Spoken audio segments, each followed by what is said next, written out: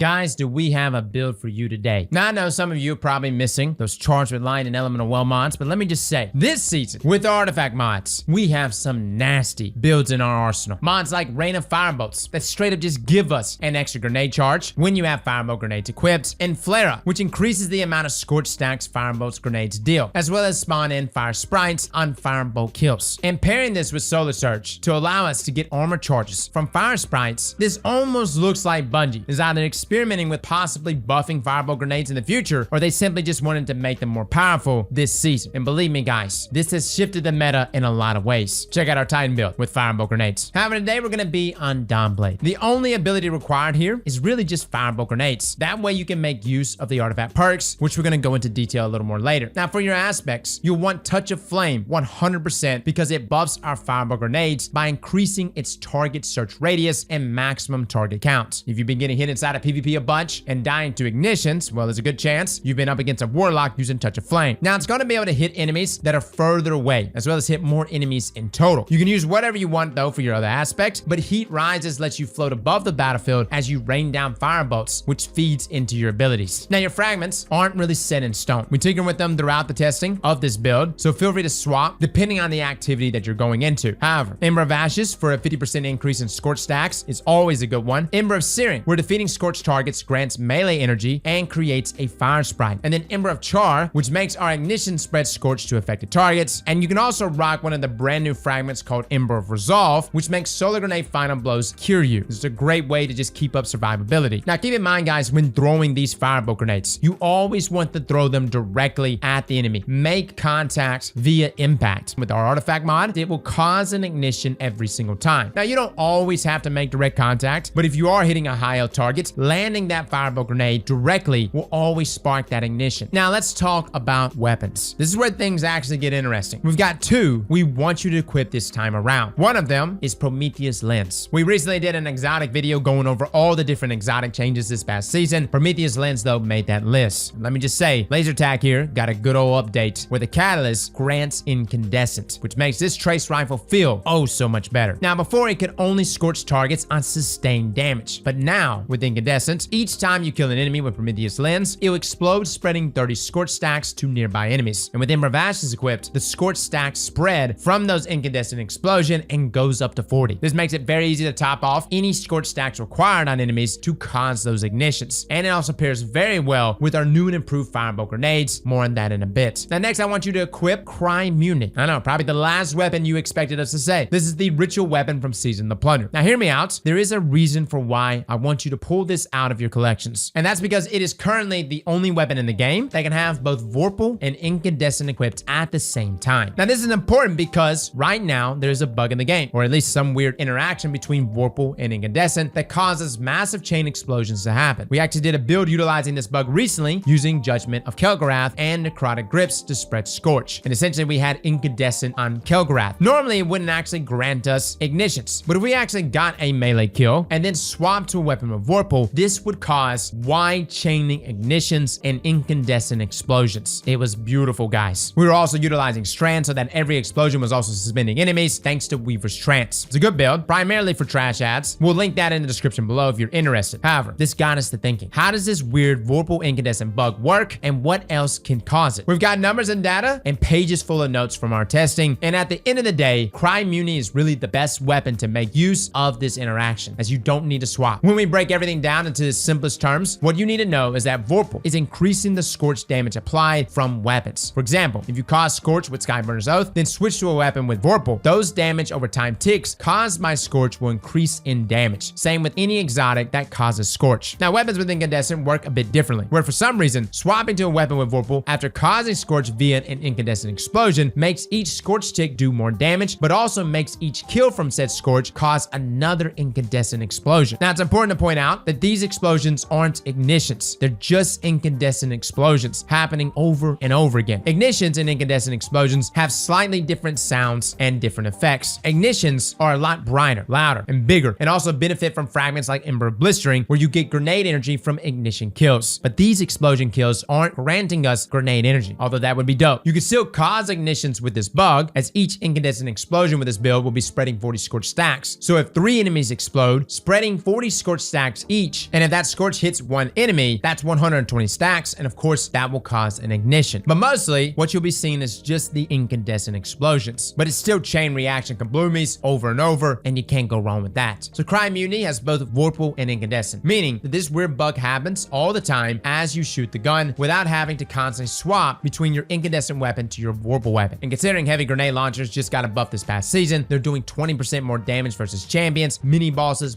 and vehicles, and 40% more damage to miners. This is perfect. They also got increased projectile collision and an increase in blast radius by 1 meter. So this just gives you more of a reason to try out this weird bug and interaction between Vorpal and Incandescent right here on Cryoimmunity. Now let's move on to our exotic armor piece of choice. This might be an obvious one, but we have to go with Verity's Brown. This comes with the perk, the Fourth Magic, which states that weapon final blows with a damage type matching your subclass energy grants death throws, which provides a grenade damage bonus and grants you grenade energy. Now when you have death throws and you throw a grenade, nearby allies gain greatly increased grenade regeneration for a short time. Now each stack of death throws grants you 20% increased grenade damage and 50% base grenade recharge rate, and this can stack up to 5 times. Now when you throw a grenade, allies within 20 meters get 1000% additional base grenade recharge rate. Now this only buffs our Firebolt Grenade damage, the damage that will be applied to more targets thanks to Touch of Flame, and give us really good grenade regeneration since our main weapons are both solar with both Prometheus Lens and Cryoimmunity. Now onto our artifact perks. You definitely want to use authorized mods solar and authorized mods grenades for that reduced energy cost for solar and grenade based mods. Now Solar Surge will give you armor charges when you pick up fire sprites. Flare Up makes our Firebolt Grenades cause more scorch stacks as well as spawn fire sprites whenever we deal damage with a Firebolt Grenade. Now this artifact perk plus Ember of Ashes makes our Firebolt Grenades deal 60 scorch stacks each. Then you of course want Rain of Firebolts for that second Firebolt Grenade charge. Now for our armor mods, in our helmet we have Harmonic Siphon. That way you'll be generating orbs on kills with both Prometheus Lens and Cryoimmunity. We also have special and heavy ammo finders. That way you can constantly keep topping off your ammo. Feel free to swap these out if you have someone on your team rocking Void as well as bricks. And in our gloves we have Firepower so that our grenade final blows create orbs, as well as 2 kickstart mods which feeds us back grenade energy. Now for our chest we have Charge Up for an increased armor charge slot and double harmonic reserves so we can hold more ammo. Now you can swap this out for resist mods depending on the activity that you're running. Now in our boots we have Innervation, which reduces our grenade cooldown even more when we pick up orbs, as well as 2 Solar Surge mods which will give us 17% increase in solar weapon damage when we have any stacks of armor charge. Now this buffs both Prometheus Lens and Cryoimmunity, as well as our interaction here with Incandescent and Vorpal. Now for our class item, we actually have 2 time dilation mods, so our armor charges decay much slower. So guys, that's it. That's the build. As far as gameplay loop go, there's really not one here. It doesn't necessarily have a specific loop. Use Cryoimmunity if you want to set off that chain reaction of explosions across waves of ads. This will easily get you to death throw ×5, which gives your Firebolt Grenade essentially double damage. Now don't get me wrong, I love our Titan build because we throw out so many Firebolt Grenades, but the beautiful thing here is the sheer amount of damage that's being done with these grenades. Now they're already buffed by Touch of Flame, allowing them to reach further and tag more targets. They scorch more, and you have 2 of them thanks to the artifact perks, and when you deal damage with them, they generate a fire sprite, and you generate fire sprites just on melee kills as well, and each fire sprite feeds directly into your grenade energy. Same with each orb pickup you pick up thanks to Innervation, which you're going to be generating non-stop from grenade kills, firepower, harmonic siphon, and multi-kills with both Cryoimmunity and Prometheus Lens. Now these orbs and fire sprites will constantly refresh your armor charge, allowing for that 17% increase in solar weapon damage from Solar Surge, and every time you have a grenade, throw your grenade. Every time you have a melee, chuck that melee. You'll have your abilities back, and you can even swap out things like Impact Induction instead of Kickstart, since you're going to be utilizing your melees. The goal here is to constantly be spreading Scorch, causing ignitions, and then getting that interaction between Incandescent, Vorpal, and watching those crazy explosions scale. Now there's a couple of good tips I want to note though. One being that our buffed Firebolt Grenades paired with our Incandescent Prometheus Lens is a perfect combo, because our Firebolt Grenades will be dealing 60 Scorch each, and an Incandescent explosion with this build deals 40 Scorch. That equals out to a perfect 100 Scorch, which will cause an ignition. So if you do kill an enemy within a group of enemies with Prometheus Lens, and they all get hit by that Incandescent explosion, then you throw a Firebolt Grenade at them, and they will all ignite because of that 100 Scorch. This results in massive explosions with damage numbers all over the screen that just spreads even more Scorch to nearby targets because of Emerald Char, and it's all just so satisfying to watch. Now the second tip I have for you before I let you go is about Cryoimmunity's bugged or quote-unquote bugged damage. Once Cryoimmunity's Incandescent explosion applies Scorch to other enemies, you have to stay holding Cryoimmunity to benefit from the bug damage. If you switch off to a weapon without Vorpal, the scorch damage will go down and you won't get those chain explosions. So you can switch to a different weapon with Vorpal and nothing will change. But if you switch to a weapon without, you'll get much lower scorch damage, which will really minimize those kaboomies. Also, don't forget, this is a build you can utilize even in-game, as your grenades will also be curing you. Dim link to this build will be down below in the description. And again, guys, if you're interested in any of our other builds, we actually have an entire playlist on our Destiny 2 builds. Feel free to check that out. Fellas and ladies, thank you all for coming and watching, and as always, Slap that like button like your mama told you right.